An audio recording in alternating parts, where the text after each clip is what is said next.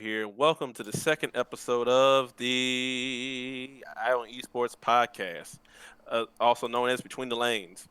I'm sitting here, with my boy King, having muted up until I get this intro done. Uh, t- Tonight, guys, we'll be covering a lot of cool stuff tonight. But before us, I bring in my boy, the guy who carried me all the way out of bronze, guy who makes me feel a whole lot better about my life every day I get to talk to him. You know him, you love him. You see the creator of the Eye On Esports brand, Mr. King X Prime. Hey, what's going on, guys? It's your boy King X Prime here. Ladier, Ducati, King, Eros, Williams, joined by my main man here, Mr. Ian Race Crown White. So we're gonna be talking a little about League of Legends. We're gonna talk about other sports. We're gonna be talking about the things that are going on right now uh, with video games, video gaming. It's our time, during this pandemic. We're taking the opportunity and time to really just be here, put out some content. Hopefully, you guys enjoy it and are able to, enjoy the show. That being said, let us first get into the first thing on my agenda, since I am the sim racer of the community, I want to throw this out here. A lot of Nielsen report threw out the iRacing is it esports pro invitational. Pete broke his own record last week for the highest rated esport broadcast on network television. Granted, we're talking for this type of event. We had a point 0.81 rating with over nearly 1.4 million people watching for that 2 hour race, start to finish. Bringing in the best of the all three series of the world. Timmy Hill, who's actually an iRacer, who actually is an iRacer, who won with the most cheapest setup in the world. So shout out to us, cheap boys, for bringing it home. Versus the folks who spent $40,000 on a setup. I think this kind of goes to show, and I think this will be the overall discussion or the overall kind of point of this episode, where we're talking about uh, esports, video games, its impact in a growing digital world, especially now and here with social distancing being key, major sporting events all being postponed, suspended, or canceled. We're finding that more and more communities are moving to online platforms, and there's no better platform than the video game industry at this current time. We've been kind of prepped and ready for a situation like this. We've been in a position. We've put ourselves in a position to be able to basically thrive during a time where so many other industries are struggling to find and figure out a way to take care of themselves and take care of the people that they're beholden to. Yeah, so I was about to pull up some numbers, but apparently it got taken down on the forums. But tonight, the World Outlaws, which is the highest rated dirt racing, I also had another FS1 event tonight. A lot of people are really enjoying it, and actually I checked Twitter. It's actually it was trend wasn't trending thanks to the Fox show The Man, but it showed a great amount. It showed a great amount of content. For those who don't know, iRacing covers four different disciplines, both full and road. But mostly including short track paid short track, your NASCAR content, your late models, all that going up. Road racing from F1, IndyCar, which does both road and oval. It's one of the few open wheel cars to do both outside of Pro Mazda. It's an IMSA, which is sport car racing. ILMS, which is a high endurance racing, sports car racing. Your local club sports, your Miatas of the world, global Cup Mazdas of the world. You know, your sport club, going to dirt racing, which is the World Outlaws. These are the top end sprint car racing, dirt street stocks, and rallycross and stadium trucks. So for those who ever seen stadium trucks, check out a lot of stuff they do in Australia, where they have these stadium trucks racing on road courses with little like metal jumps and actually doing actual metal jumps while racing. A lot of fun. And Thanks to that Lucas. brings me back to the point in discussion here, where you're seeing people find their way to esports, or they're finding their way to digital media, they're finding their way to video game content, because they really want people still want to be entertained. People still want to be engaged. They still want to enjoy the world. But we're in a point right now where things have slowed down. So it only makes sense that they would pivot to something which is, same, but different. Same, but different. Where we're seeing, yeah, it's true. NASCAR is shut down, but iRacing is still available. I would parallel. I know the NBA is shut down, but a game like League of Legends, which is a 5v5, there's multiple positions that all have a role, very similar, to basketball in a way. There aren't large sporting events like boxing or UFC, but yeah, you can have. They're still holding Smash Brothers competition, Smash Brothers tournaments, and with any game company right now would follow the Blizzard Activision model and release a game. Just release a game for free. I know I've been playing a ton of Call of Duty Warzone. And I find games like this, like that, I find the lobby. I mean, it's a large file, but regardless, they struck while the iron was hot. They're utilizing the situation that they have now to be able to try and do better in the here and now and to do better for the future. I think that by setting themselves up to take advantage of what's going on now, they're actually putting themselves in a position where us, people who are already in the game community, people who are already a part of gamers, gaming, nerds, whatever you want to call us, are already here, and they're just going to bring in more people to validate and see that, hey, this whole time that people have been kind of, shouting down or saying, hey, this isn't a legitimate thing, we're finding out that, hey, it is. And it kind of feels good to be here and in the space. Oh, I just finally got the article from the thank you yeah, check this out, the Esports Observer. The Esports Observer.com it's a wonderful website, free website that allows people to keep esports news. And this I just try to slide over real quick. I was gonna say your bandwidth or something, it just keeps on lagging a bit, so some of your words are connecting. Oh, it does that. I'm trying to feel through.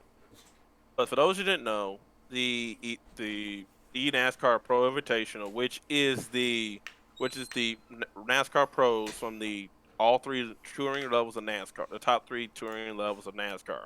That's now the NASCAR Cup Series, the Xfinity Series, which is a step below, and now the Truck Series. All three of those series are getting a chance to compete in iRacing, and it's invitational. These races are short, 2-hour stints, so that way you can get in and out without people getting bored. Fox Sports earned a combination of 0.8, 1.33 ratings on this last Sunday's race. And the reason why this is important for me as a NASCAR is the fact that now is combining, like I said earlier, it's the only sport event on Sundays. So instead of people watching old replays of games, you're now seeing live action. People are actually looking at this like this is pretty cool, and iRacing is now getting more eyeballs. Which for a sim racer like myself, I know I'm trying to bore everyone on sim racing, but when more people pay attention to sim racing, that allows for more content for all the communities, especially the road community. That quite frankly, they're not they're not always friendly due to the bureaucracy that they face. So what's your stance on games like Gran Turismo then, with their professional series? Oh, Gran Turismo is dope, but it's just a different type of sim racing. Mm-hmm. The Gran Turismo sport is and out a really great console based sim racing league. So the Forza League, but just because of the fact that at the hardcore level, it pretty much drives like iRacing. Mm-hmm. The rules are like iRacing, where you have no help. If you screw up with that car, throttle management, brake management, you are done. So you're saying essentially, the console based racing games are more attuned to casual play to an extent. It's more of a like even though they do have their competitive, metrics of the competitive nature. There's some totally different. given It's a totally different. assistances compared to iRacing. iRacing doesn't allow for many assists on the pro level. Mm-hmm. The pro drivers in the E Invitational, they went from 2 to 1 fast repair.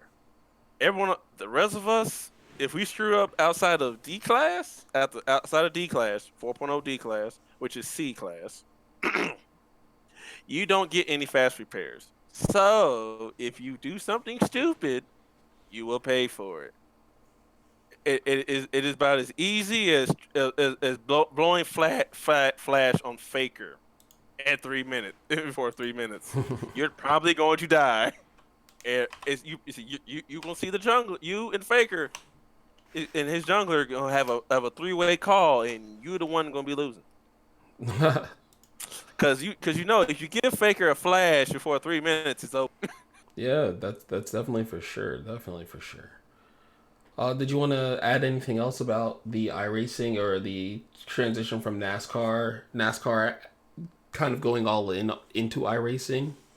They've been all in. Like they've like it was like thanks to like Dale Jr., who's probably one of the most famous sons of NASCAR, because his dad died at Daytona 2001, in turn 3 and 4 in Daytona. The 20th anniversary will be, I believe, is next year. So Mm-hmm. this is gonna be he died in 2001. So it'll be 20 years since Dale Jr. died. That's Dale Sr. crazy. died, and because of that, he is forced the sport to change completely on how they do safety. Okay. These cars for now. If you saw the Ryan Newman at Daytona 500 when we still had it before coronavirus took over, that wreck was bad. Is it Wednesday? He was walking he's riding on the same hospital Dale Senior died in. Walked out on his own power, no crutches, holding his baby girls. That That's just shows you how far we have come since then. yeah, that's Sorry, I was excellent. yelling. Huh? Sorry, I was yelling. Yeah, no, I hope that I have the settings, the audio settings set up so it doesn't blow out people. I don't think you were redlining on my side. Nah, I should be redlining on mine. But yeah, we done all that. We got to do that. He got to walk away, which Dale Senior didn't get the chance to do. Yeah. I So mean, it kind of shows. Now, bringing up the safety of the matter, since we're kind of in a situation now where we're seeing more, since it is completely digital, social distancing and all, and being, conscious of trying to minimize and lessen this whole pandemic thing going on here in the States and globally. There's what's the how should I put it? What is the chances of someone getting hurt while they are in an iRacing rig or sitting at home in their office space, living room, den, study, computer room, man cave? Oh, I'm supposed to answer. Oh, Yeah, I'm asking like comparatively. listen, unless you are unless you have more than the CDC recommendation, you have a motion rig, and you forget to put your seatbelt on, because there's some motion rigs out there Okay. that All right. that was Like the that was the ones that like sit and like go like that and stuff like that. They look like mechanical mm, bulls. Those are pretty cool. or I've seen those. Those are real cool. you're racing in VR and you get wrecked. Like You'll be living, but you run you into might be a wall.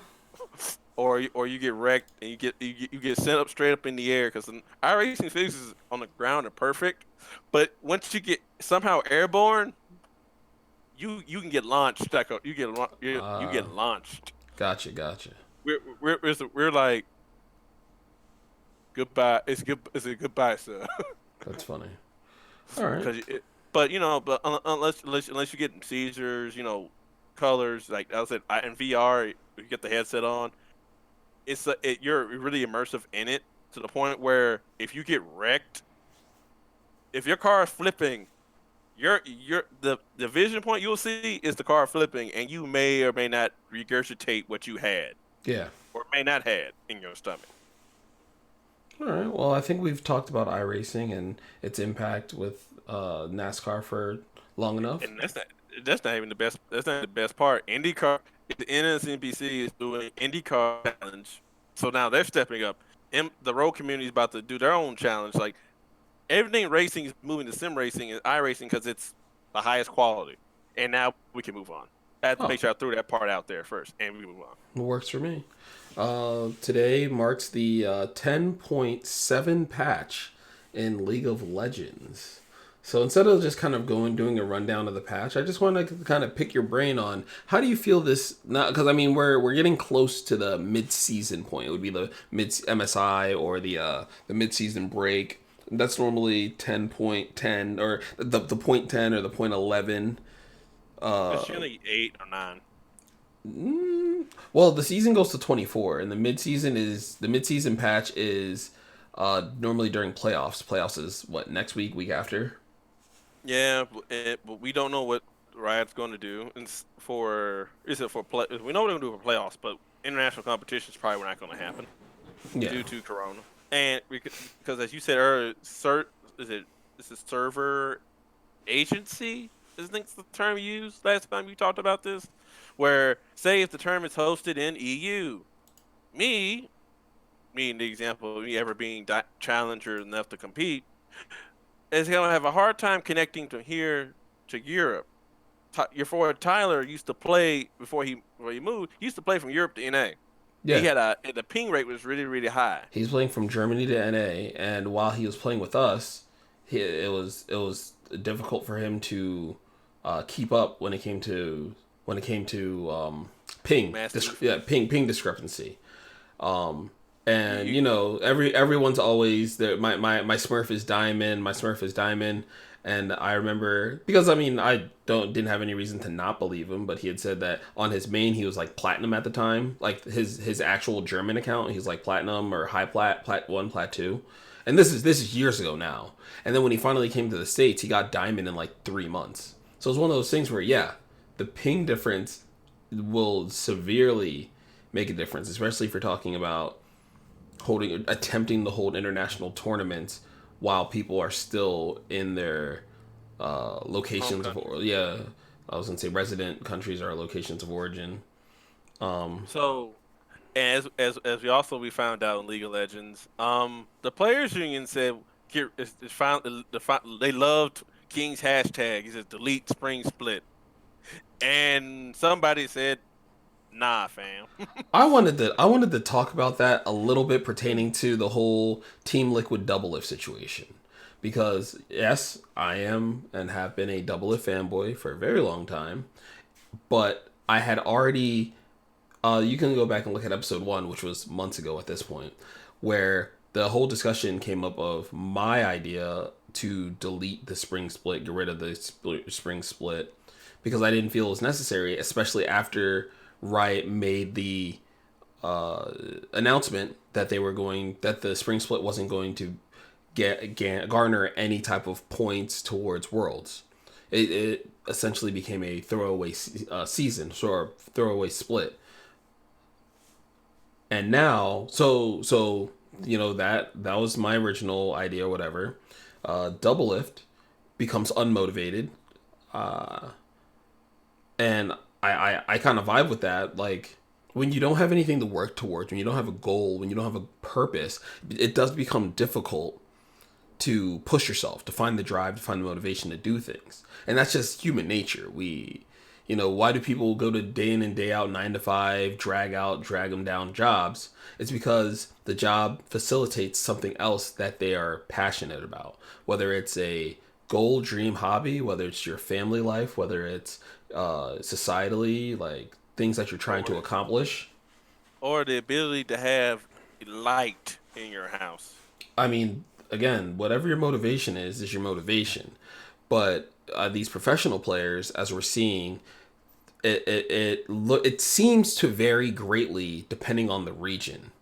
You have North America, who when the players union now, because now this is the third stage so after the double lift and all the issues and them benching him and Team Liquid not being able to make playoffs and all this other stuff, the players union held a vote to cancel the spring split, but they were overruled by Riot, I believe, even though the majority of the players union decided to vote against the spring split because they felt that it wasn't worth anything, citing, during this pandemic, that it would be disadvantageous for them to continue to play or to continue to try to do, because right now every major region is holding scrims as tournament play. Everybody's playing from their designated. Some, like I think in Korea, some players are playing from home, and some players are playing from an office. I think that depends on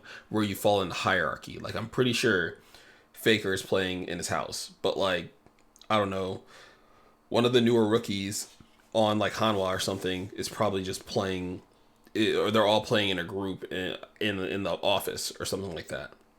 So I think it's interesting. And then you have your players that are in like Europe, like EU, like your Caps and your all of G2 players from Mad Lions. Everyone has given their motivation to just kind of be like, I want to play because playing League of Legends gives me purpose. It gives me drive.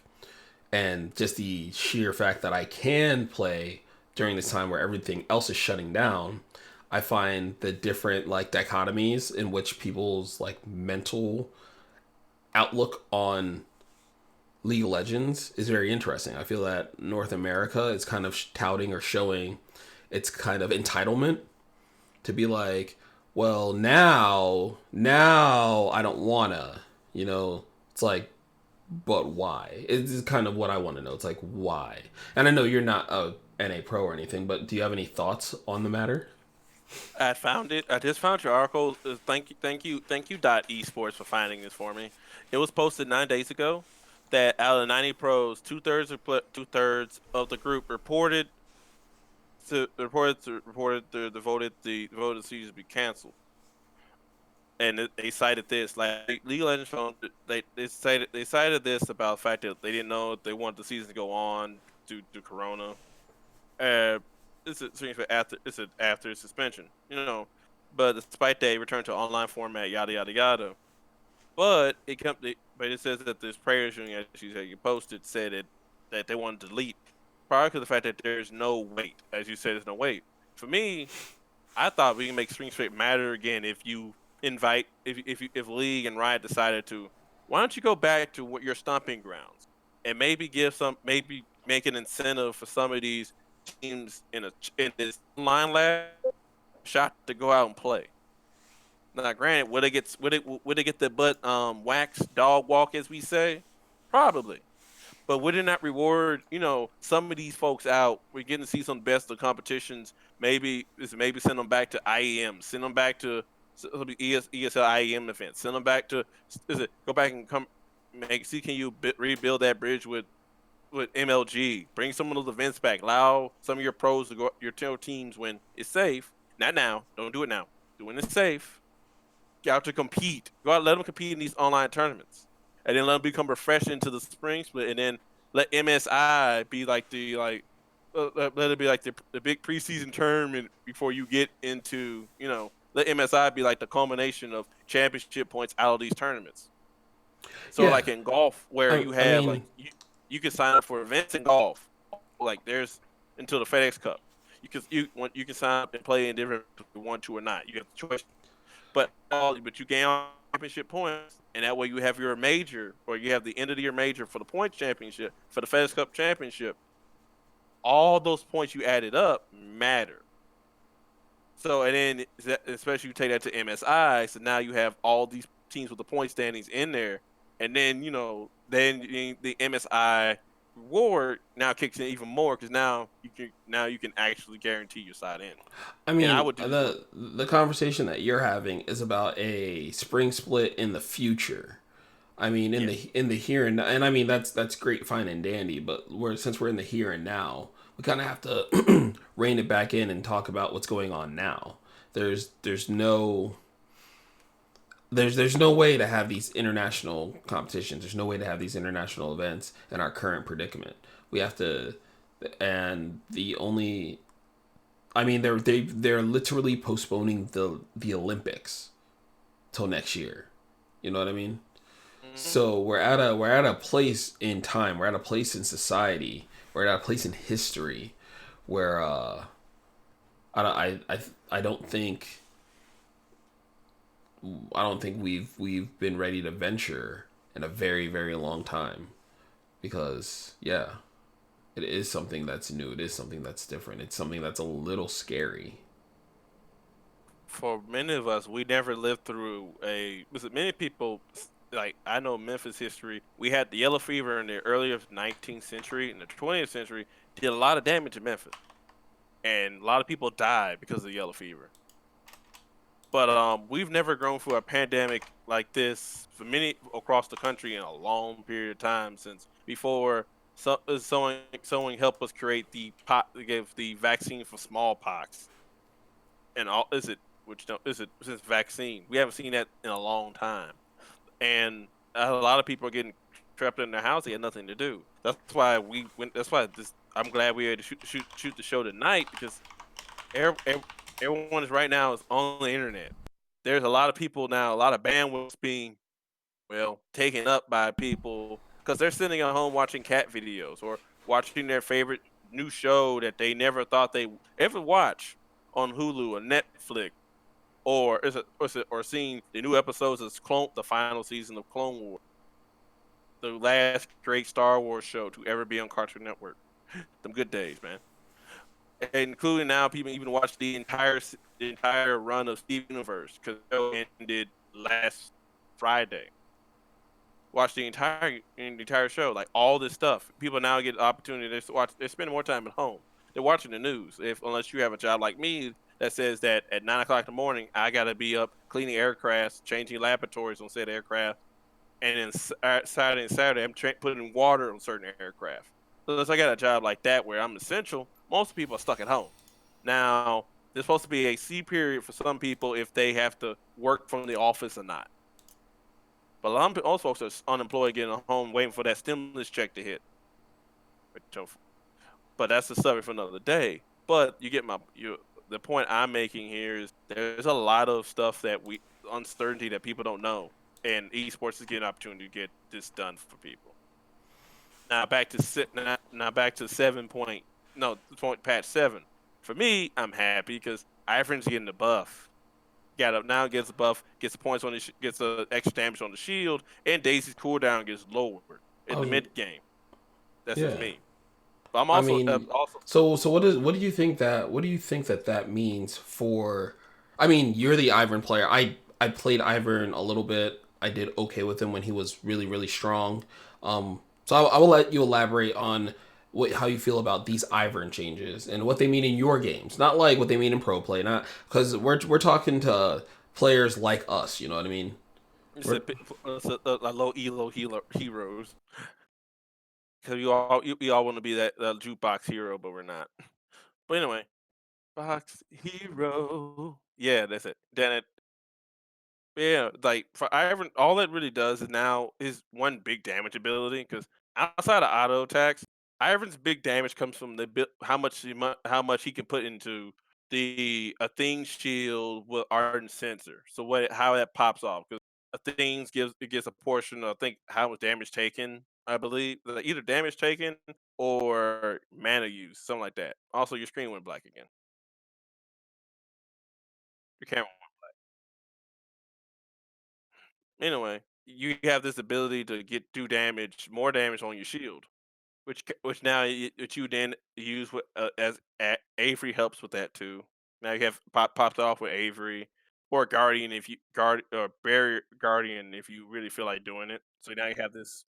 It's like different type of play styles you can use with Ivern, but now you have that shield and with Daisy. So now you have your because Ivern's not meant to go balls deep, so to speak. He's a mi- he's a second liner support. He's not a front line support. Daisy goes to the front line to help cover, while Ivan simply job is trying to cover the back line or the front line depending on how the attack's coming in. Make sense? yeah, yeah. No, I totally agree with what you're But saying. my question is like, how does this now play out with new fiddlesticks? Who now? Let's say this. I can see a direct nerf to a direct counter to Ivern is now Fiddlesticks because you don't want is it then again.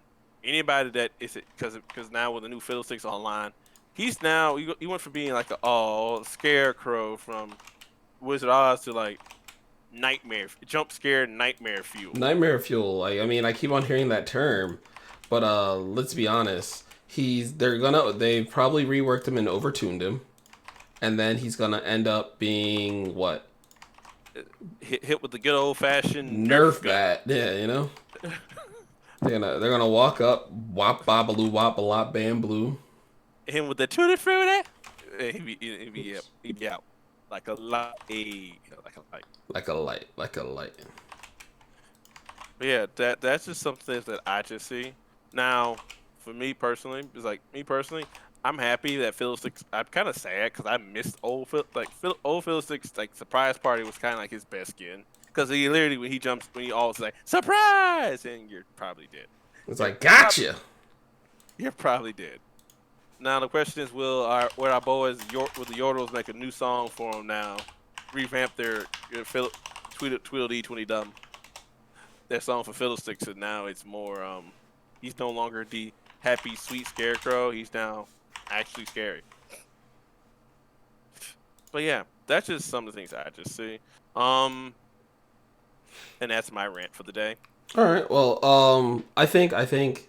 Okay, so just to do kind of like a what's going on in my games, what I'm noticing, and I mean and I'm just gonna kind of generalize the first half of the season. In the very early part of the season, we saw a lot of engage heavy tank play. Engage tank. That was back when Leona, Nautilus, Braum, Leona, Nautilus, Blitzcrank were pretty much the meta. We saw a lot of that in the bot lane. 80 carries generally didn't matter. If you had a good support and a good jungler, you got ahead. You saw high ganking junglers, like you were seeing the Lee Sins. I saw a lot of and this isn't like low elo. I was seeing a lot of like Lee Sin, Elise players, Rangars, champions that snowball heavy or can like carry from the jungle up until I would say that 25-30 minute portion. But and then of course your mid laners, I would say there was still a focus on certain control mages with like anybody who could kind of abuse Conqueror, because this is before they changed how Conqueror worked with range champions, but that's when you had Cassiopeia, Rise, also Kiana was broken before they nerfed her like 10 times in a row. But now, and then top lane, I want to say top lane had more relevance, but the way you had to play top lane changed. It became similar to, I would say, season 4. It's very odd. It became very close to like season 4, where the TP plays were like necessary, but back then TP was on like a 4-minute, 3.5, 4-minute cooldown. Where now it's on like a 6-minute, 6.5. I don't have the numbers directly in front of me, but I feel like it's close to 6 minutes. So when and you can't cancel the TP. So back then you could start up the TP and then you could stop the TP, kind of to either create space, or if the people continue to engage, you would complete the TP and attempt to make the play. But now it's kind of like all or nothing. So the top laners had to kind of like make that decision firm. It's like, okay, they're extended, I'm going. And if they back off, this could be I have to either make the play or I have to beeline back to the top lane. That's why champions like Shen were doing so well, because Shen didn't need to utilize his TP to get down there. He used his ult to get down there and then TP back to his lane without losing much. Now, I would say the difference is... and in the top lane, there were a lot of ranged top laners that were kind of doing a lot of damage. But what I noticed over the course of, I would say, last year, because we all know my least favorite year of League of Legends was Season 8. But Season 9, I saw a lot of changes to defensive items that they added the little metric, the little mnemonic of melee, for melee. Or they would have a differentiator where it's 33% for melee and 20% for ranged, or 50% for melee and 20% for range, and you saw this discrepancy. One of the newest changes that's happened is the Blade of the Rune King. We've seen the changes to Blade, where if you're a range champion, you get that 8% 8% health damage, whereas if you're a melee champion, it's 12%. We saw changes to Randuin's Omen. I believe Randuin's armor value went up. I know Frozen Heart's armor value went up. Items like the Run At You items, not the shoulder one, the Righteous Glory. Yeah, we know Righteous Glory went. How should I put it? Got a buff. So there are all these changes to the meta that I believe that are now about to kind of like set in and take place. We're seeing champions like Wukong, who just got recently reworked, completely broken. He's way too strong for this game currently. In a sense, he becomes almost unkillable. You need some form of grievous wounds. And even if you see, and the fact that he can like use his knock up twice and his ult gives him stacks of Conqueror, it's becoming like a perfect storm. Changes to some of the keystones, keystone masteries runes, keystone runes. I can't remember what they're actually called. You're seeing this shift. You're seeing this twist in the meta where I thought we were going back to like a high damage, high assassin kind of outplay, but it's really setting into this tank bruiser, melee fighter. I think we're going to see a lot more bruiser tops, tank jungles, and with the strength of enchanter supports and the kind of pushing out of your tank engage supports, which are still good. They still provide a purpose, but your overall value is higher when you have a Janna, a Nami, a Sona. You have these champions that scale better than just being able to land a hook. Don't get me wrong, a hook is always valuable, a hook is always nice to have. That's like that ace in the hole, but at the end of the day, you're seeing things kind of shift around. And I would even go as far to say, if the meta does transition that... Oh, before I get into the meta transitioning in that sense, we're also seeing champions, assassin champions, building bruiser or tankier items while taking Conqueror instead of Electrocute. You're seeing, again, this shift to a higher health pool, longer sustained damage, longer battle, which you would think would be an 80 carries paradise. But the downside is, even though Zed doesn't have Electrocute, he still can one-shot you if you're on like Kog'Maw or Ashe or Misfortune. It's just one of those things that becomes really difficult, I feel, for them to balance. Because at some point we're going to be running double bruiser bot lanes, maybe a control mage in the mid lane, maybe you put your 80 carry in the jungle. Maybe everybody's playing Graves and Kindred and stuff. Oh, but with the changes that they made to the jungle, we have Morgana, Brand, Gnar, Garen. We have all these other champions that have found viability in the jungle.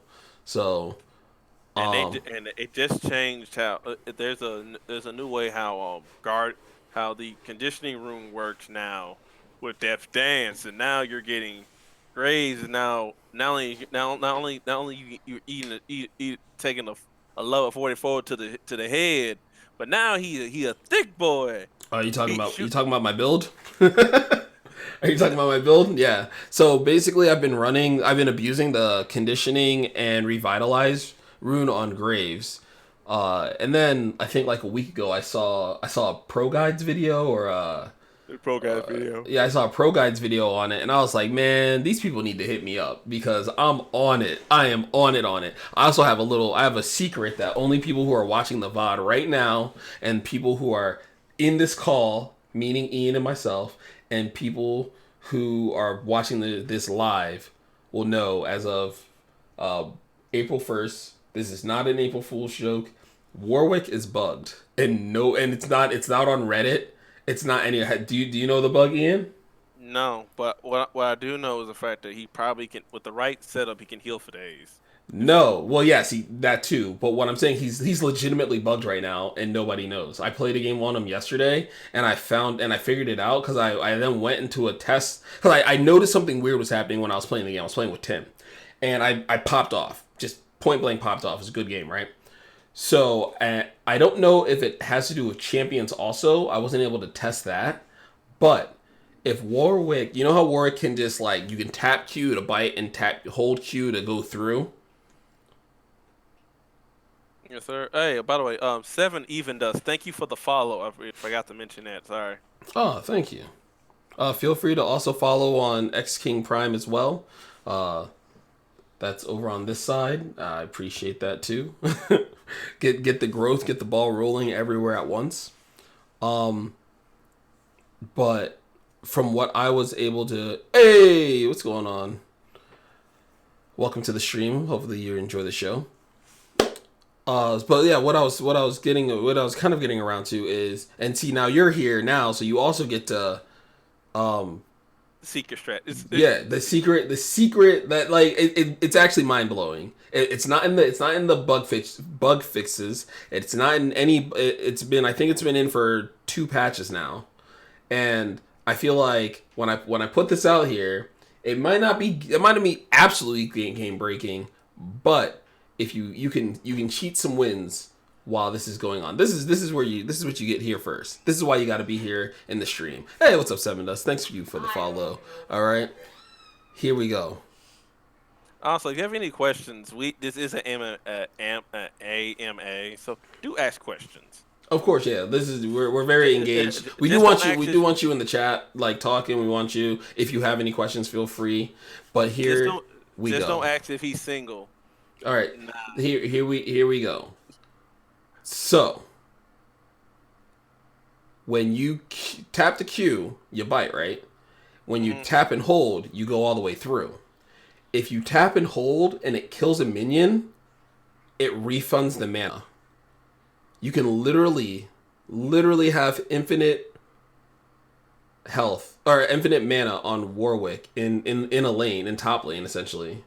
We have a question from my boy Smogden from the I Love Sweetheart, aka my friend Katie from Knoxville, representing the 865. Yay! In that number of Tennessee thing. He has a question. How do I stop people being passive little? In other words, how do you stop people being passive supports like me, worse than me, and when he's ADC, when he's forced to support? Oh, correction. Wait. Okay, so this is re-ask the question because it turned into 2 different questions. So re-ask the question. Okay. I'm going to quote this. So Mama, don't hit me for this, please. I ain't trying to get in trouble. You can just censor yourself. So how do I stop people from playing like little passive as ADC when I'm forced to support or forced into the coming from somebody who I'll let Ian answer. I'll let Ian answer first, and then I'll answer because we'll have 2 different I guess outlooks, considering I used to be predominantly an AD carry main for 6 years, and Ian's been playing support his entire life.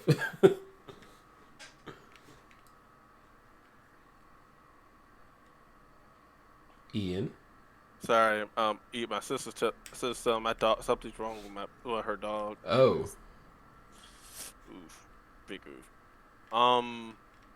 What I like to say is this. I'm somebody who plays passive, but thanks to playing with King for all these years, since season 3, he's kind of forced me to have to, between the many times of timeout to the many times of, many times of me timeout, many times he's telling me, he forced me to play a little bit more aggressive, but I have to, most cases, when I'm playing AD carry, I'm not trying to trade. I'm not trying to get kills.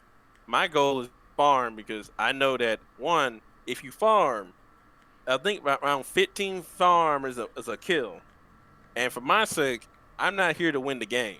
I'm not here to win the lane. I'm just here to get my items so that way I'm useful because I'm playing a lot of AD carries that have a lot of utility, not a lot of kill potential. Like even Jin, who's he can pop off if you get a couple kills. I play him more reserved, where I'm just trying to manage waves, keep myself safe, and then when team fights pop off, I either use the final curtain call to set up kills for my teammates, or finish some or finish them like Street Fighter, not Street Fighter, like Mortal Kombat. Which, by the way, I got a group of guys fun plug. There's a charity event this weekend that someone in Twitch Kittens is having, where it's a Mortal Kombat PC tournament. If I wants to know, they're doing it to raise money. Back to the point at hand. I use my stuff very utility based. King plays the game very aggressive, and he would tell them to probably they need to know what they're doing in the matchup, because when AD carry, you guys know about knowing what you can do. Certain lanes you gotta know what you do. For me, I play a lot of passive champions. Like I play Ashe, play Sivir. Where champions, I just want to sit back and get my items because I need to be a stat stick to do things. I'm not a lane bully. I'm just here to do what I need to do to get there. King would be like, I'm gonna do what I need to get there because my mechanics good. And if I want to take it, if they run up and they start talking that ish, they're gonna get clapped. All right, Straight up. They gonna get them cheeks clapped. So I guess to answer your question, from the support role, so passivity. He's an 80 hero. He's for the 80 role. Like how does He wants no. He's playing support. Forward. He's playing support, and he wants his ADs to Play like they got the ball. Exactly. So passivity comes from either a lack of knowledge or intimidation. So I believe a player will play passively if they don't understand a matchup, if they don't know their when people discuss win conditions, that we're not just discussing how do you win the game. You have to look at win conditions incrementally. Like what is my win condition to get this CS? I know it sounds crazy. It sounds insane. You're like, wait, I have to have a win condition for each CS I get? To an extent, yeah. And even more so, you have to say, what is my win condition to stop this person or to harass this person when they want to get the CS, right? All these little things build up. All these little, okay, somebody's walking forward to CS. If you walk forward, now they have to make a decision. Do they miss the CS or do they go auto for auto with you? Now, yeah, in the here and now, they might win out by hitting you hitting them, but then they miss the 21 gold on the map, right? Little things like that will then build up your lead, and as you build up your lead, I believe there's almost an inherent confidence that starts to ramp up. Now, when it comes to trying to get the other person, the only way you can make another person do something is if they value or if they believe in you. It depends. So if you're playing Blitzcrank, right? I'm just going to use Blitz as an example. If you're playing Blitzcrank and you miss 6 hooks, one, you're going to be out of mana. I shouldn't even use the number 6. He can't throw out 6 hooks. But if you throw out the 4 hooks, yeah, I was going to say, if you throw out 4 hooks, and you miss all 4 of them, that is not going to put confidence in you. Likewise, if you're playing an Enchanter support and you move forward, like you walk forward to harass, you're playing Janna, you walk forward to hit the person with your W and an auto, and then you lose half of your health, that's not going to encourage your AD carry to believe in you. They're going to go, okay, this is terrible. This is bad. The person that I'm laning with is bad. So you have to have almost a sense or a layer of measured aggression. It's really, really, really difficult to quantify sometimes, because if you are performing well, you land your hooks, you land your combos, you're putting the enemy lane at a disadvantage. That AD carry player is going to trust in your ability to help to get them to a point where they can carry. One quick thing that I would say is, if you get autofilled as the support, don't clickety clack clickety clack. Oh my god, autofilled again. Oh man, autofilled. Because what that does is, one, if they start to underperform, it just gives them a scapegoat. Never in the history of League of Legends has somebody known that somebody else is autofilled, done poorly, and then not blame the person who's autofilled for the reason why they're doing poorly. That just doesn't happen. I'm just saying, it can't be my fault if it's yours. Exactly. So that's one thing I never do. If I get autofilled, I will say, hey, if you want to trade, hey, is anybody better at playing support? I'm comfortable in playing it, but I'm just making sure that nobody got autofilled out of support. I frame it kind of like that. So then that way, They're not going, oh, we got an autofill support. Oh, this guy's going to feed. Oh, this guy doesn't know how to play support. And then when you get in the game, you do what you can, again, when it comes to executing on your champion so that you garner that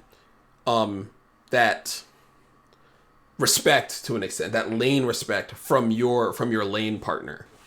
That's how I would say your best foot forward to getting them to play aggressively. Because what will end up happening is if you land 3 hooks, right? They're gonna be like, wow, this guy doesn't miss. And because they know you don't miss, the next hook you land, they're gonna go all in. It might only take 2 hooks. You might just need to hit the first hook. It takes a little bit though, because we're not on voice comms and whatnot. But they're gonna play off of your action. Again, I'm a strong believer that supports dictate the lane, 80 carries dictate the game. I've said it probably since season 4 when they overbuffed supports, and Tarek beat me to death at like level 3. I was like, what? Oh my god. Man, he gets you like granddad. Oh yeah, and this is old. Kid in the stove. This is old. This is old Tarek, where he just like had the point and click stun, where he's just like boop, and then he's like bop bop. I was like, what is going on? I can't kill him, and he just crushed me. But yeah, that's what I would say. It starts because I know it feels like the answer should be like, they need to do this. They need to play up. They need to be aggressive. They need to do these things. But at the end of the day, it's not so much about them doing stuff. It's about you doing things to then make them believe in you and follow you. That's why think about your regular games, right? If your 0-6 Rengar jungle calls for Baron, you're gonna be like, you're an idiot. I'm not following you to Baron. Why? What are you drinking? Unless. No, there's no unless. Shh. There's no unless. No, stop. There's no unless. But if your 13-1 Rengar is like, let's do Baron, you're like, bet. I'm trying to win this game. Get on this man's back. Let's go. Now you can drop your unless. Unless it's got like a team fight and he blew up the right person at the right time. No. I'm not talking about no situational thing. I'm talking about when you're the confidence that you can instill in others in the game is purely garnered off of performance. So if you want others to like how should I put it? When you're 0-2 in lane and you're pinging for jungle help and jungle assistance, and the jungler never comes to your lane, that's because they don't have the confidence in you that you will be able to capitalize on their help. That's why it's not like don't gank losing lanes, don't gank losing lanes. It's not necessarily don't gank losing lanes. It comes down to, from a jungler point of view, it's like your jungler might be 1-0-1 or something, or 1-1-0, right?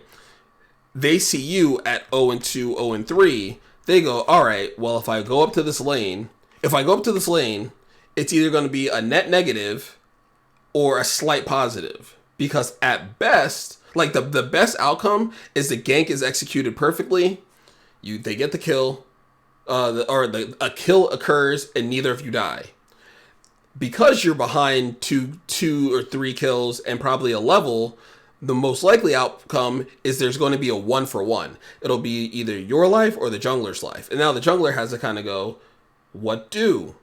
Do I sacrifice myself and try to help my laner, who's shown, not saying that you are or aren't, but has shown a level of incompetency in this matchup, which is like a gamble that nobody wants to take. Excuse me. Or do I leave him be to continue to like feed? It's the same thing in the bot lane. You throw out great example. I was playing a game with a Pyke. This person, in my opinion, from what they showed me in the game, did not know what Pyke did as a champion. This person would charge up, throw the spear, miss the spear, dash in, miss the dash, I think we're playing against a Vayne, get like condemned into a wall, die, and then spam ping me as to why I didn't magically hit level 18 4 minutes into the game and blow both the support and AD carry up. So you see where that becomes like its own issue. The person, he did this like 3 times in a row where he'd miss all of his skill shots jump in the fight, die, and then it was my fault. Now, from the AD carry point of view, I'm looking at this guy at like a whole jackass. I'm just going, okay, so clearly you don't know what you're doing on the champion, and because of your inadequacy, you're now flaming me, you're now attacking me for being reserved and watching you kill yourself multiple times over. You know what I mean? Yeah. Also, Smockton. Also my boy Seven does, who's also named Ian. He's also from the I Love Sweetheart server. Said this. He misses. He wants to go back to those man mode Targ days. Oh, When Jesus. Targ wasn't support. He was. Just play him top lane or play him jungle. That's my also. So I don't know if you were here for the Warwick treat, but that's another tidbit. Tarek, and it might depend on what MMR you are. If you're below like platinum, have fun. If you're literally, and this is the other thing I wanted to get across, especially I did lose with it. While we're all like playing League or playing iRacing or playing Rocket League or playing Call of Duty, just have fun with the games that you're playing. Yes, we are invested. We are gamers. We do put a lot of emotion. We do put a lot into these games. But remember, please have fun. Please enjoy these things, because a lot of our escapes have now become a majority of the time or a majority of what we're doing with our free time. But with that being said, yes, Tarek top, Tarek jungle, they're very, very strong.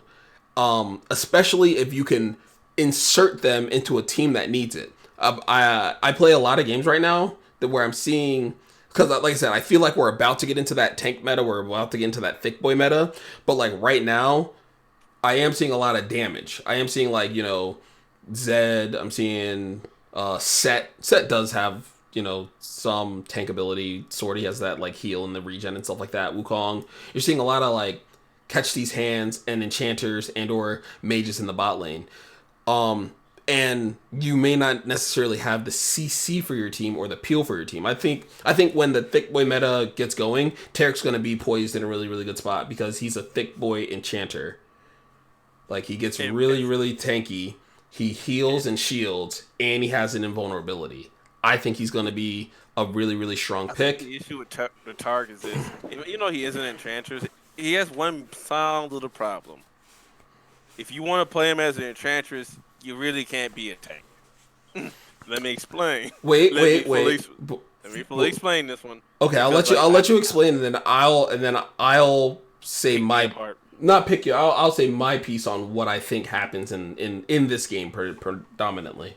Okay. I went back I told you I had to play a card game where it's like I'm stuck in the game versus people gonna poke me down. Let me just max Q. I max Q game Tarek, and I had to go. I still kept barrier to do Guardian, right? So I went with the Guardian, but I went in and maxed Q first, and I built AP healing first. The issue unless like there's not enough damage, not enough like AP scaling enough where you start off the game where you don't walk up and get clapped right there. Also my boy Ian hasn't had fun in 5 years playing the game since beta because the game is going the way it is. But I had to play I still got the thick boy status in the game, but I had to wait out so long and your camera keeps going in and out. Oh, I think it might have like a 30-minute timer. Yeah, so you just have to like move and stuff. No, it's my point and shoot. I think it has a I thought I turned it off, but I even have a pass-through battery, like a dummy battery, to keep it going. But I might have to mess with the settings a little bit more. It's all good. I had to max Q I max Q through level 9 and make sure to keep him alive. Now, what you would probably say is this: like, there's a way to like if Target gets to the point where you can max Q first, and he's doing Nami or Sona type of healing. Raya's gonna take him to the woodshed, like they've taken several other champions, and like they're supposed to do the center, and proceed to do things with beat them senseless like with like every able-bodied patron in the bar. All right. So what I wanted to say, pertaining to kind of like a weird mindset that happens in League of Legends when it comes to just champions. So we discussed earlier, I've been doing this Graves. I call it like infinite healing Graves. The only way I lose is if like and not even I lose if I get behind. That's a weird part about the build. If you get too far behind, I mean that's any game. You get too far behind, you lose. But you hit like 2 items, 3 items really, and you're like set. You're good to go. Not like set the champion, but you're good to go. People get stuck in we know what's meta, we know what's good, we know what to build. Just look it up. Look what the pros are doing. Look at this. Look at that. And 9 times out of 10, they're right. They are. They have people who they pay on their coaches, lane coaches. They have people who for 8 hours a day, for however much they make an hour, go through and min max to the best of their abilities what a good build, what an ideal build is for a character. But I feel like what also ends up happening is the build hits a point where it becomes the standard, and people don't look to innovate because innovation in League of Legends for some reason has become synonymous with trolling. So if you go and build so right now you're like your ideal Taric support build is like you get the support item, you get a Knight's Vow, you get maybe a Randuin's, you get some tank items or something. You start building tanky. I would say you probably get Locket of the Eye on Solari, maybe Mikhail's. You might even go Ardent because he can heal in an AoE. But let's say you were to, and now I'm going to say let's go to a solo lane, and then we can try to figure out how we get that solo lane build into the bot lane. Because in like a solo lane, I'm thinking you're probably going to build maybe a Rod of Ages. Because the thing is, Taric's Q, Taric's E scale off of AP and HP, his HP. So in a way, you'd want to build him like an AP tank. You'd want the Rod of Ages. You'd want the Leandries. You probably don't want to Rylai's, but you get my drift. The whole Morellos, these items that have health components as well as AP and damage. I also I'll take it back to the old conversions, Zeke conversions too. Like The old Zeeks. Like personally, I saw this with Top Lulu. It's almost you're just playing with like Halo. So you put them with support at Spain item 5. But if you wanted to play it out, you can play the build where you have mana, then you get mana sustain. You get either more mana, you stack it. So you go Catalyst into Rod of Ages. While you're building your Roa, you're trying to also get tank stats, but you also want to play around the AoE. So I'm thinking Rod of Ages, Sunfire Cape. Is it why you waiting to stack? Either you go with the tier stacking build, which can be a lot of fun, or you go Rod of Ages into Sunfire Cape because you need combat stats. All right, so then what I would say is now let's try to figure out how we can kind of finagle that solo queue or that solo lane build into something that he'd be able to utilize in the bot lane. So, or as a support. So as a support, yeah, you're gonna want your support item, right? But then what's to say that once because now you don't have to buy your support item. You just buy the first item and then it builds into your finalized support item. Why not rush a Roa? Why not make Roa your first item? Because then you're missing out on I think for me, you're missing out on combat stats, especially if you get stuck in a lane where you have to destroy them before they hit that point. As you said, just because you're down on CS or down a kill, if they're still farming on level with you, you didn't beat them. Like there's times where that's champion dependent, but I do understand what you're saying. But that is champion dependent. Told me that because I didn't stomp the snot out of them, or clap them cheeks like I was supposed to when I had the window. Yep. I mean, yeah, but like I said, that is champion dependent. I always use the whole like Vayne, Cassidy, Kale. It like you get to the end, you get it to the end of the game, and the person that won lane, there's always that person that like, oh, I won my lane. How did you guys throw? There's always that idiot on the enemy or on your team that gets upset when the game goes catastrophically wrong. When the Cassidy, who they stomped in lane, only maybe died one time or didn't die at all, but was down like 30 CS. But that doesn't matter because once he hits 16 and has like 3 items, he two shots the rest of your entire team. Listen, or And you didn't take that. scaling is a major factor into this game. But before we get completely sidetracked, going back to the whole idea of like as you brought up, you have to like beat them or you're in a power trough, right? So being in that trough, I think is okay for Tarek because he's a support. Like Ezreal, and I mean, and the thing that he provides as a support isn't necessarily hindered by being in a power trough. It's not like Tarek isn't blowing people up. You know what I mean? Tarek is stunning people, and Tarek is shielding and healing people. and So and and then just like for the good measure, if you were he playing gets Brand and you got the support item and rushed Rod of Ages, then yeah, you'd probably be doing yourself a disservice because you need to get that damage ramped up a little sooner so that you can start collecting those Dark Harvest stacks, start snowballing, start going. But as Tarek, if the game snowballs 9 times out of 10, it's not because of Tarek. You know what I mean?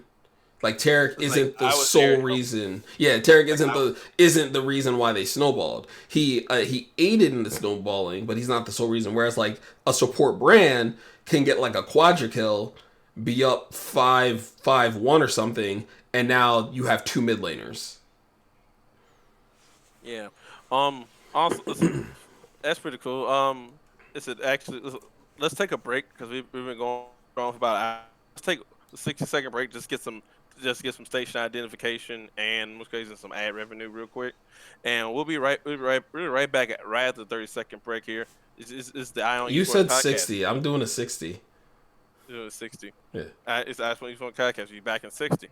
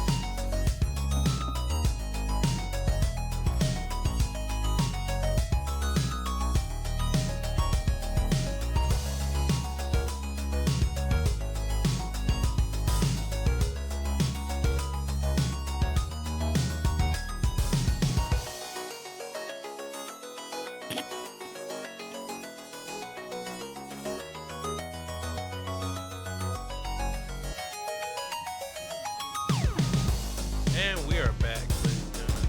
I'm back. Thank you for this break here.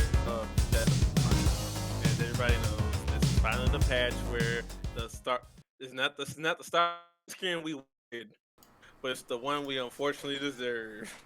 It's out today. So, ladies and gentlemen, just to show you out, yes, he's alive. The Star Guardian cosplay skin is alive. Yay! Oh, you're talking about the Star Guardian Urgot skin that Yeah. came out? Yeah, that's what I said. It's the skin we don't want. We didn't want it, but it's the skin we unfortunately deserve. Yeah, it's a pajama party cosplay Urgot.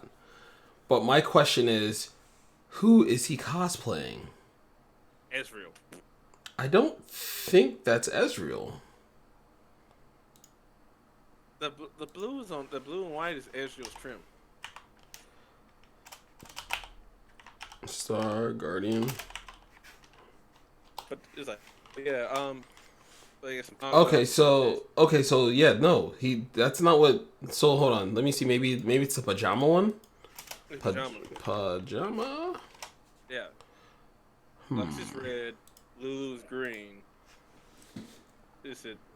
Okay, all right. So he is cosplaying as Star Guardian Ezreal, Yes. which means these Star Guardians are superheroes in their world.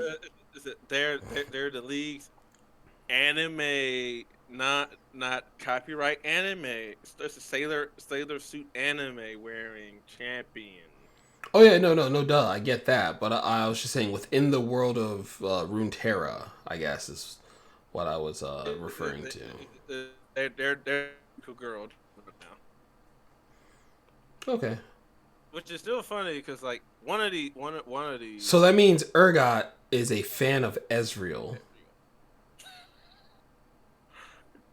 makes no sense. Logic.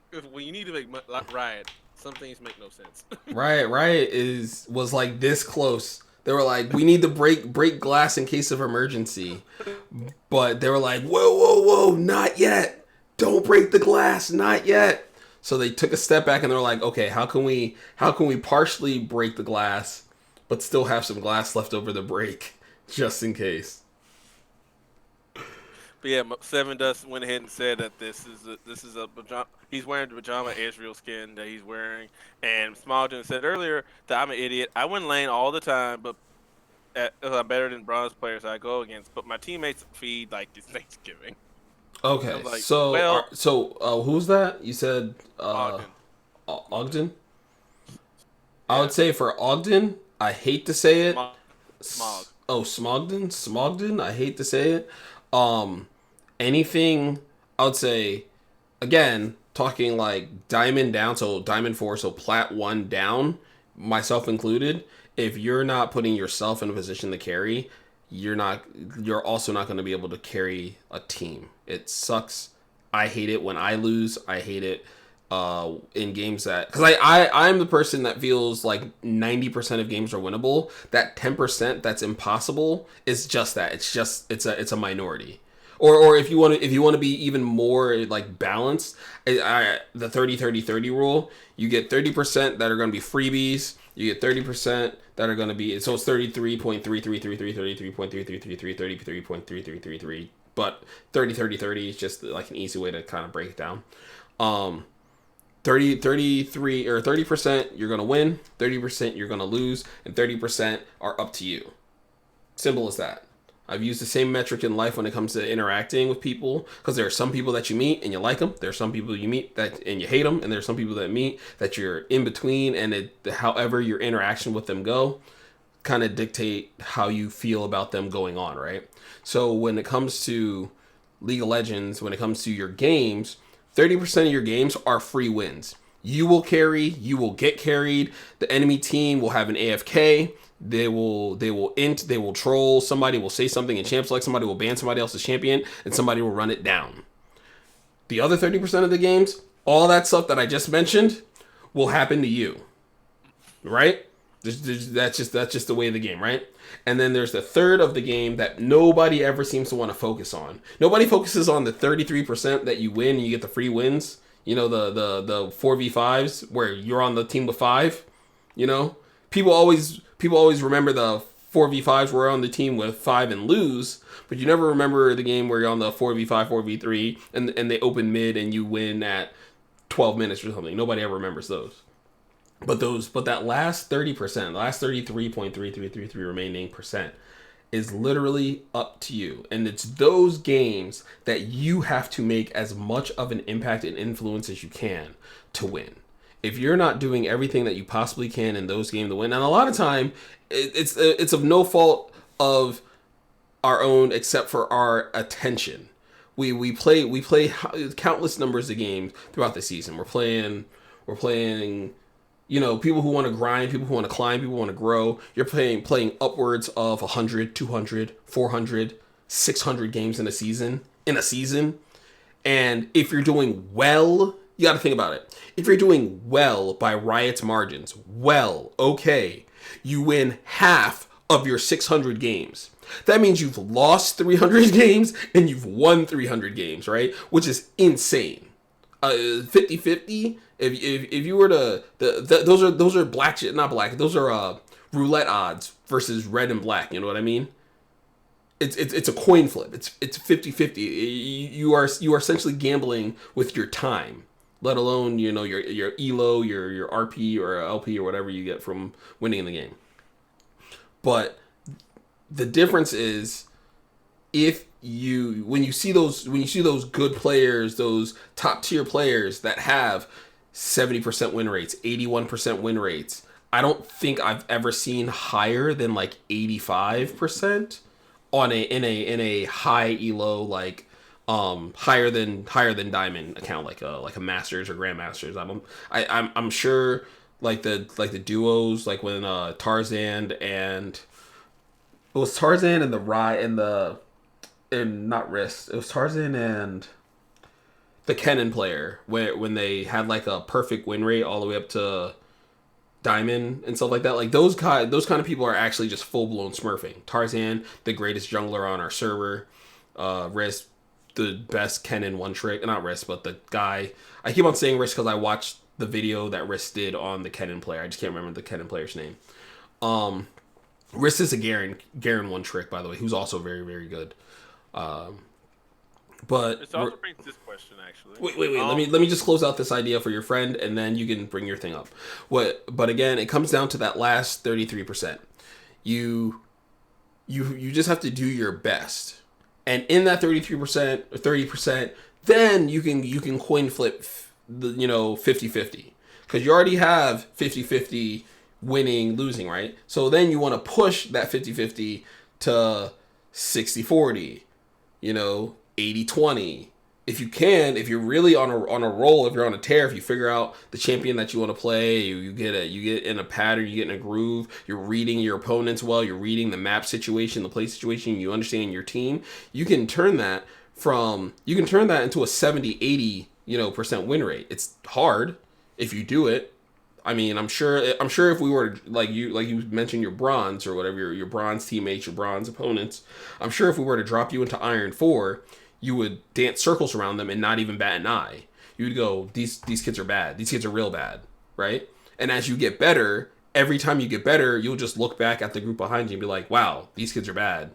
Because you'll understand what it takes to move from step to step and what you need to do when it comes to winning that last 33%. Like throw me in Iron right now, and I'll make it out of Iron in probably a week. Real talk. I might even do a challenge like that for YouTube or something, where I get one of my Smurf accounts to Iron 4, or just a brand new account and just do my best to play APZ and see how far I can climb down to Iron 4, and then from there pull my way out of Iron 4 and see how fast I can do it. Because in my head, yes, it will be difficult, but give me a week where maybe I'm playing 5 to 10 games every day, every other day. I think it should be doable. You know what I mean?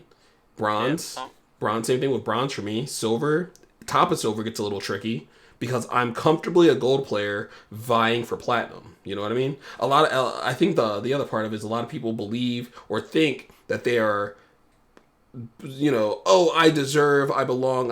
For me, it took me a really, really long time. I am not a Challenger Pro LCS player. I am a gold player. Point blank period. I get to gold comfortably every season. I think there's one season where I played like 100 games and didn't get the gold, but I get the gold relatively easily. It's not a difficult margin for me. Getting the platinum is where I have to grind. I have to kind of analyze the game in a different way. I have to think about it constructively and think about different angles and stuff. Go ahead, Ian. Oh, so my boy, so we have a correction. In roulette, there is green. It's not 50-50 because you do have green on the wheel. And Ian also says this. Like, I think the reason that 33% of Rocky is frustrating. 49 point. What is it? 49.25, 49.25, and 0.5. You got me. You got me.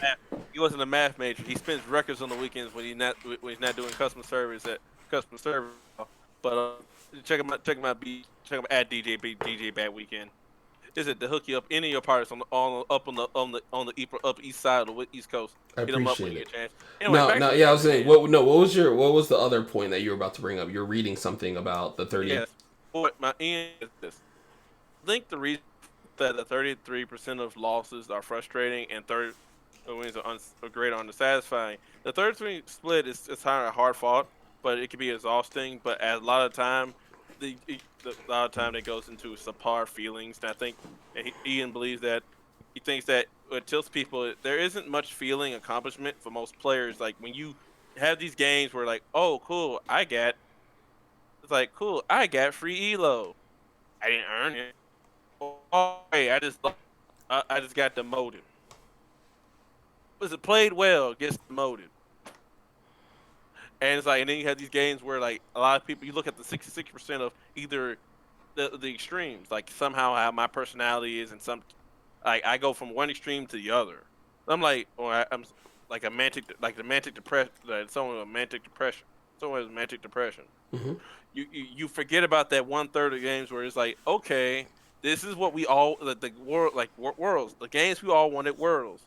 We wanted Fun Plus Phoenix versus G2, and we wanted this best of 5 hand on hand best where those hard fought. It turns to be a I mean, y'all wanted Fun Plus Phoenix versus G2. I just wanted G2 and SKT in the finals, but we all saw SKT get clabapped in the semis. But as you see, what happened is them cheeks got clapped. T2 cheeks got clapped. They sure And enough clapped did. hard. Show enough did.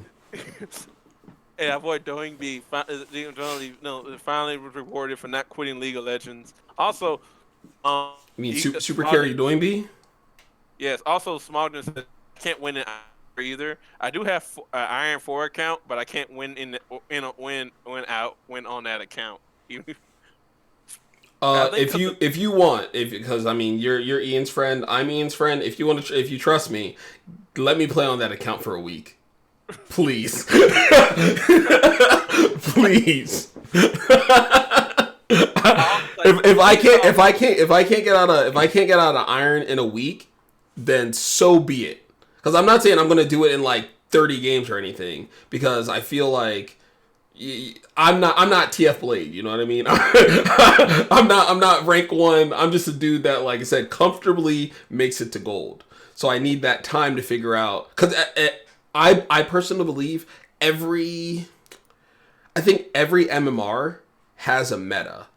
And people try to follow the meta that's up here in Pro Play, because that's the one that's most seen, or the meta that's in Platinum Plus, which is seen on statistic sites and stuff like that.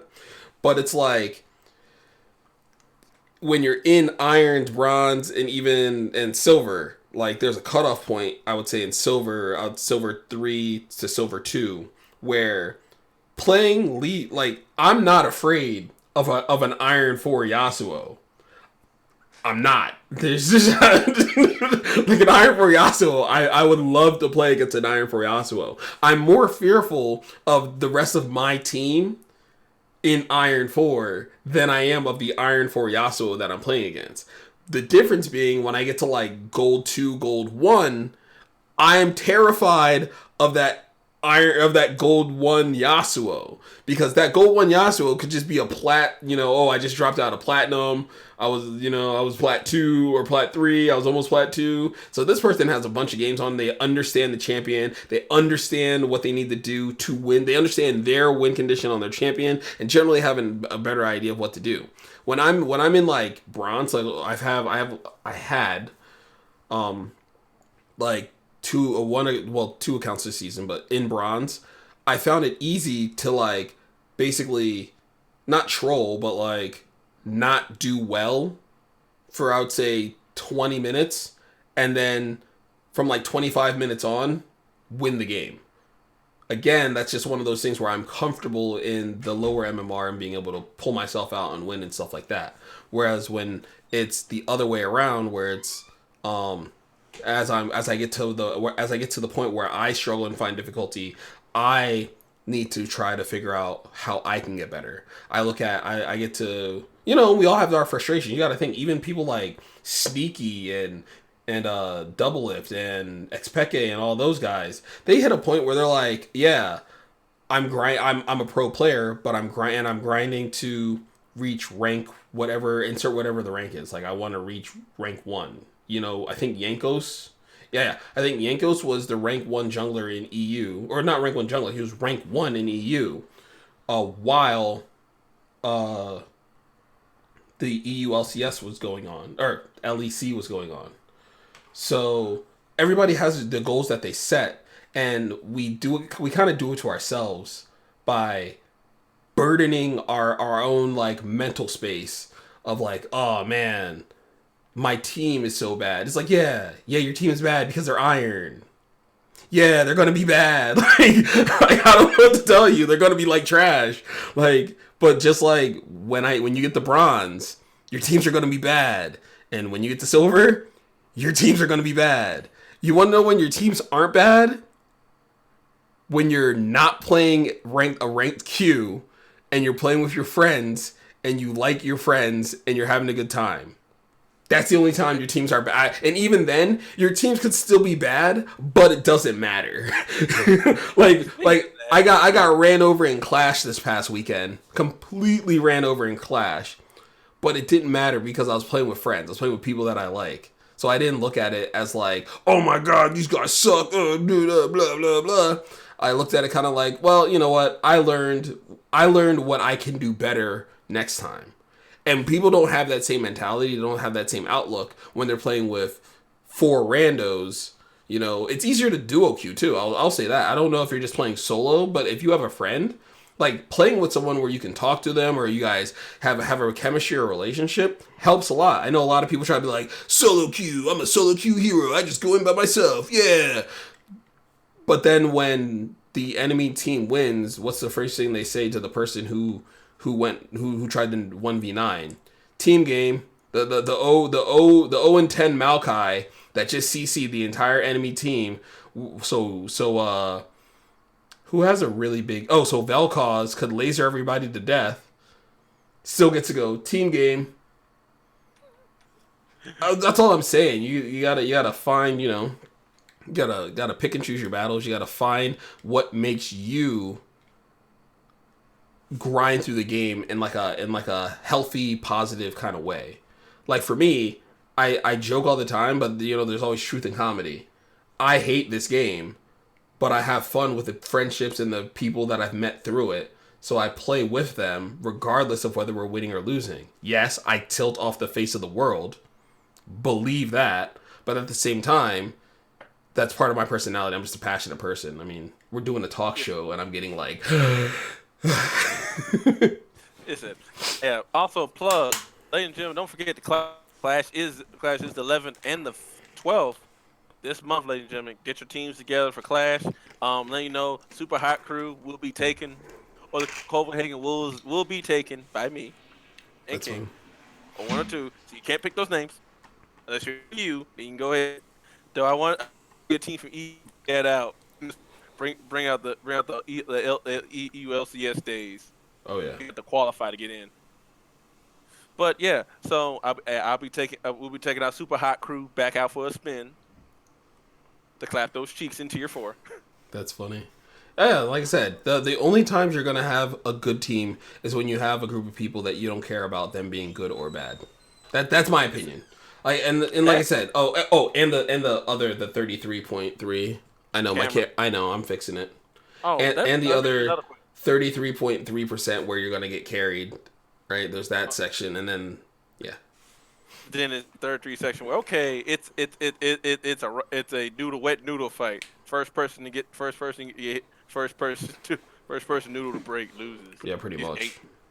But I think the one thing you mentioned is the fact that, and we mentioned on the last show. For those who know, we did a show early. We did one episode, the first episode, which was me on a rant video. It was a pretty good rant, but sadly, I was on a boat. Right. But sadly, I did not have my audio settings queued correctly. So he came. If you watch the VOD, Ian sounds like this, and you can't really understand what he's saying. So, And I sound like this, and it's. Oh, by the way, when Seven Dust, when you came over to the stream, was the audio sounding correct? Could you it's hear? Ian. He's also Ian. Yes. He's Katie's Ian. Like Katie's I'm her black brother. But Fair. but that Ian is her Ian. Like her boyfriend, Ian? No, friend Ian. Okay. She knew I that mean, Ian before she knew me. that's fine. I'm just gonna call him Seven Dust. All right. Also, because this is a complete sidetrack tangent. I once got backstage at, I think it's called Uproar Fest. Because security thought I was the lead singer of Seven Dust. That was just really, really cool. I was basically backstage with like a bunch of metal bands for like an hour because they thought I was the lead singer of Seven Dust, which is really, really funny to me. But like I said, that's just a side tangent. I didn't even think about that when I saw your name until I said it out loud. Last this up, and I kind of want to get you guys opinions, guys. If also side note, we don't have chat connected. We're not partnered where we can do a duo stream, and I probably should have set it up to be a co-stream. That's what we set this up as a. I don't think we can do that until you're partnered, unless they changed it to affiliate. They rolled it out. They're supposed to be rolling out to us sooner or later, which is fine. You know, by next TwitchCon. If you are on my stream, please feel free to go over to VG Race Crown stream. And support him. It's just Race Crown 21. Race Crown 21 to twitch.tv/Race Crown 21. And if you're on his stream, feel free to drop over here and give me a follow. So then that way you don't miss when either of us go live. Also, we'll have a schedule by the end of the night. Eye On Esports Podcast. By the end of the week, we'll have a schedule.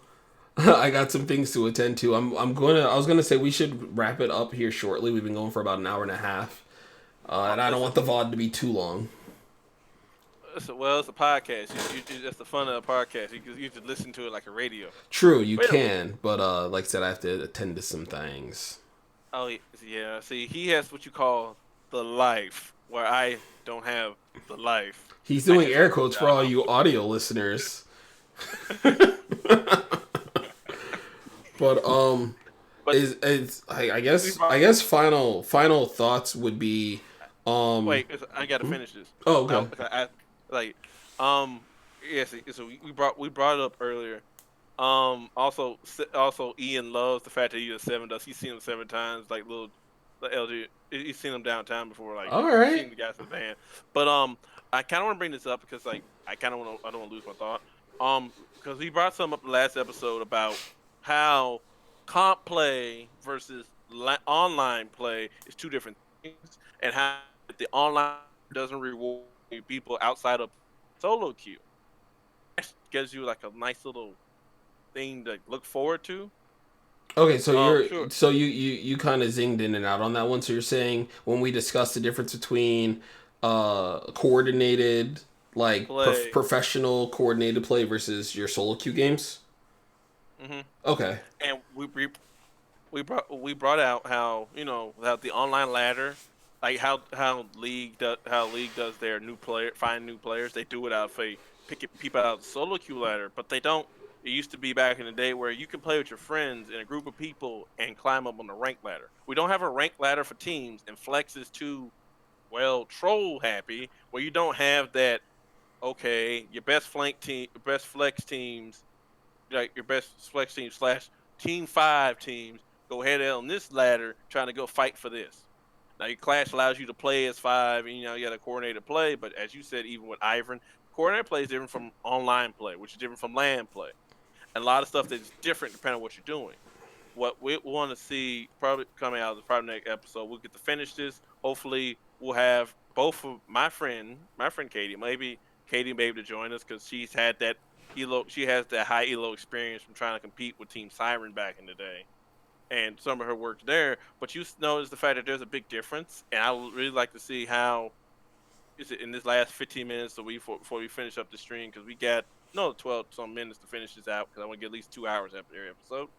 But what I want to see is like we talk more about how we can fix this, like how they can fix competitive play, or in this case, comp play, where you're now compete playing with a group of people and help fix some of the issues that we see when you're playing by yourself and Well, online. I think up front. Oh, Smogton, thank you for the follow. I did not even hear the sound go off. Do I have my? He forgot that I had it posted on the overlay. Oh, I appreciate it, brother. Thank you for the follow. Um, how should I put it? I feel that Riot has done everything, and there was a point in time where competitive play looked completely different than online than solo queue. We'll just say competitive play versus solo queue. That was back when lane swaps were a thing. And lane swaps took a high level of coordination, very high level of coordination between within the play, because you would have to know how to manage the wave to push it, and then have it stack. So then when you rotated, you could feed a whole 3-wave stack to one person, either your AD carry or your mid lane, or however you were rotating around. And they had the Australian lanes where you'd have them start off in top lane versus bot lane, 2v1 lanes. And it became just something that was unrecognizable to a common person who played League every once in a while and then turned on the LCS to see Maokai laning against, I don't know, Jin Karma or something, right? Like that's not how our that's not how our solo queue games look. So Riot took it upon themselves to nerf things from the top down to make the top better match the bottom, or the middle at least, so the average player base. So hence why like lane swaps aren't effective due to the tower plating, tower resistances, and incentivizes a dual lane staying in the bot. Dragon, the fact that we're in season 10 and Dragon doesn't randomly spawn between the Baron Pit and the Dragon Pit still blows my mind. Like, I think I thought of that like 3 years ago. I was like, oh, so now that they're changing the jungle, this is like back when they had, like, when you used to smite the camps, they'd give you different properties. Like, you would smite the wolf camp and the little ghost wolf would like follow you around and stuff, or like follow the other people around. Season 5. Season 3 to 5. That was on the Spirit of the Specters. I'm talking about specifically the smite. The fight between season 3 to 5. They stopped it after season 6. But regardless, yeah, I was like, well, now that they're doing all this fun, different stuff in the jungle, it'd be smarter, like if it were to alternate or do something, because you're incentivized to camp bottom half of the jungle, because bottom lane, mid lane, because you're back then the dragon used to give gold, and now the dragon gives all these crazy buffs. Well, now the buffs up, but last season the buffs were broken. Last season was wonderful, but this season they give I when I play a perfect jungle game, I get like that 26 minute, really it's like 26 minute soul that leads to like a 30-minute soul 30-minute, what is it called, the Elder Dragon. Is it the end game? Yeah, the Thanos Dragon. Is it patented as the Thanos Dragon? Yeah, the Thanos Dragon, right? So a lot of times, even now, as much as Riot has tried to force competitive play to look like solo queue, we still aren't. So look at voice. Voice is only able to be utilized between the two people the two pre-mades, right? Pre-made, or is it anytime it's pre-made games? So what happens? You get your pre-made. They know what they're gonna do. You might have another pre-made. They know what they're gonna do, and then you're gonna have like one other person who's just gonna do whatever they want to do. Hashtag Team TSM. He's the team solo man. He's the solo man. All right. So now we're looking at a setup. We're looking at a structure where it's it's coordinated, but it's like a disjointed coordination.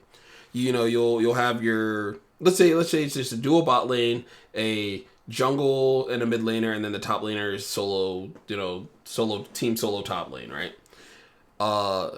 The top laner is kind of stuck in their own way, where it's like, okay, I'm not going to get any help from this jungler who's going to probably camp mid lane because that's their duo, and I'm just going to have to like do whatever I have to do to try to win. And the bot lane is going to be like, hey, we're doing this duo thing. We're going to focus on us to get us ahead because we're the duo here. And also, there was a time where you could look up who was duoed and who wasn't, and Riot removed that. And I used to think that, I personally thought that was helpful, because then it would let you know, oh, jungle mid are duoed, oh, jungle top are duoed, mid top are duoed. You'd be able to kind of go, and I'm saying looking at the enemy team. You can always just ask your team, but looking at the enemy team, you'd be able to figure out, okay, so they're going to maybe try to play around. It give you another layer of strategy. But as they, like I said, they're continuing to kind of push away from solo, or they're trying to push towards a solo queue type game, but not implement all the things that are necessary to condone it or run it as such. And for me, that kind of screws it up because again, solo queue doesn't mean skill to me. If this is supposed to be a team game, and you know we got like we got 10 minutes, we got less than 10 minutes unless you want to wrap, because we want to wrap the show up going into. No, I mean you finish your point. That's fine. Finish your point. What we want to make sure that I want to get across. This is a team game.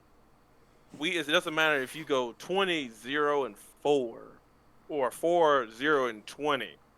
Or in some cases, I have gone 4-20-30. ARAM games. Point being, my rank games, but keep on going. The point being is this: you only go up LP, up MMR, down LP, up happy mood or down happy mood on wins and losses. This game's not based upon stats. And that's like the team of this game. Like, this is not Call of Duty where it doesn't matter what your stats are. Like, my friend Chastity only plays with people who has a set. She plays 2K, as you know. I'm part of 2K community. But that's a totally different broken problem as is. But she only plays with people with 7% win rate because she believes win rate has a contingency on, how well you use the game. Not your stats, but how you play the game, like wins and losses. And for me, wins and losses don't tell the whole story, especially when you're not, especially when you're not in agency modes where you're not the one carrying. Like Faker sometimes doesn't need help. It used to be a point where Faker didn't need help when in a game. He just did Faker things. But in team rank play, if you got Faker ahead, it's OD. It's a wrap, fam. Unless Faker messed the mechanic up, it's OD, man. It's over with. It's over with. It's over because Faker ahead, especially on Blanc was bust with DFG. Fire Grass, yeah. Thank God those things gone. Thank God that's gone. Anyway, thank God that's gone. The point being is you get him ahead, it's over with. The game's over because you got someone who can get ahead and carry and stomp everybody. And a solo queue ass mindset, when you have people treating a team game like it's, oh, I'm playing with people, but I don't have to be a team player. That doesn't help anybody. Even my rank games, I'm still dropping Discord links, trying to get people to play. A side note, ladies and gentlemen, if someone happy to drop a Discord link, use it. Use technology. Do not be like Patrick and we have technology. Proceed to slam the table on the dollar bill. It's like, don't do that. Come on. This is 2020. We have technology. We have voice comms. We've proven that you can win better on voice comm, especially if you manage to hold your composure. And you don't treat people like little pieces of amphibious horse. Crap. Yes. It's Sergeant Hartman. I was core Sergeant Hartman on that one. Rest his soul. I think soul now. I think another part of it is like, so when you're utilizing those voice chats and things like that, it humanizes the other person, the other people you're playing with. When you're playing with a character sprite, the anonymity behind that makes it a lot easier to go off, to pop off, to be like, oh, you useless, such and such, oh, you trash, such and such, you monka s, this and that, right? It makes it really, really, really easy to do that. But when somebody's just like, damn, I thought I had that play, yo, my bad, and you're like, yo, bro, it's all good, we got this. Like there's a the human component like just takes over. Now, yeah, everybody, you might hit the point, if you're losing, you might hit a point where like it becomes a cold war and everybody's just like tense because nobody enjoys losing. But because there's that human element, people don't just fly off the handle, you know. Except me. Except it's me. I mean, you don't fly off the handle to random people in voice comms. If you're doing that, then you shouldn't be dropping voice comms in the game. You should just probably play in isolation and just play bots for the rest of your days. But That's it. The point I made was this. Um, is it? I'll definitely see the Spring Spirit discussion. We'll probably recap it for King wants it deleted. I want Spring Spirit to be about the tournament stuff we covered earlier. Go back and look at that. If you want to go back and cover that. I just want to see voice implemented on all five level on solo queue, and I also want to see Clash to be the tipping point for rank 5 play, and let flex matter again. Because right now it doesn't. Outside of practicing for Clash, it doesn't matter much. Except unless you want to get the gold, unless you want to get a free trip or a free icon to get in the gold, it doesn't really matter. The most. I mean, I hear people say that all the time, but I don't see too many people with the gold flex icon. So, anyway, that was just my joke. I want to give a big thank you for everybody who tuned in, everybody who stopped by. Like I said, thank you for stopping here on the Between the Lanes. And Eye On Esports podcast. Yep, Eye On Esports. Here over at X King Prime at twitch.tv, as well as Race Crown 21 at twitch.tv. Yeah, thank you. You also have a good night, Smog. And again, thank you for the follow. I appreciate everybody who decided to follow this evening. Thank you. Feel free to again follow the. I think in the doobly doos, I have like the YouTube and the Twitter and the Instagram and all that other stuff. Feel free to follow some of that. This video will be going up if you guys want to recap, or if you feel free to clip anything as well. We really do appreciate you. As we continue to try and grow and keep this going, we hope to see you guys and hope to grow this community and be able to do well. Yep. So I just want to thank you guys. Like I have the credits rolling on my side for all the new follows, all stuff. But the one thing that we'll probably look for the next episode, we'll probably hope to have our first ever guest. We're killing this up to the point where we can figure out how to put 3 people in this DM call. Because I don't know if we get the 3M DM call and the special guest going through. Hopefully, we'll have it posted. Definitely have a schedule by the end of the week. I want to thank my boy King for actually allowing us to shoot this episode. I know it's like 12 o'clock for him. He got things he got to do with his kitty and his lady. He got stuff to do. I got work to do in the morning. Thank you guys for coming out. Really do appreciate it. Smogden, Ian from I Love You Sweetheart, aka my girl Katie. Thank you for coming out. Feel free to clip anything as well. We're supposed to make this a weekly show. We'll also try to have some weekly content to have on to help his page out. And I'm just here for the ride.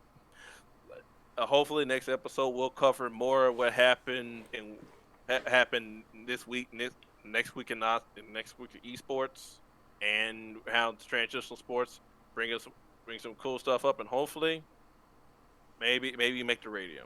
On that being said, I'm gonna run the credits. Thank you guys, everything.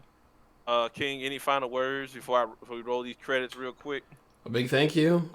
Make sure that you're taking the time to message, talk to, contact the people that are important to you, especially during this time where we're socially distancing ourselves and we're maybe not in contact physically with people. I really wish they would call it physical distancing, because that's what we're doing. We should be more social than ever. We should be in contact with everyone who we hold in our life. Text your mom, text your dad, call them, and then wash your hands. Yeah, that's all I gotta say. And most importantly, take a shower.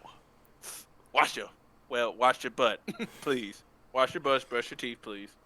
The people will thank you. People you're living with will thank you. Ain't that right, King? Oh yeah. All Wash right. yourself. Wash your teeth. Brush your teeth. Wash your butt. Use antibacterial soap. Like Peace. this is the Eye On Esports Podcast. Credits be rolling. Thank you guys for everything, and we'll be out.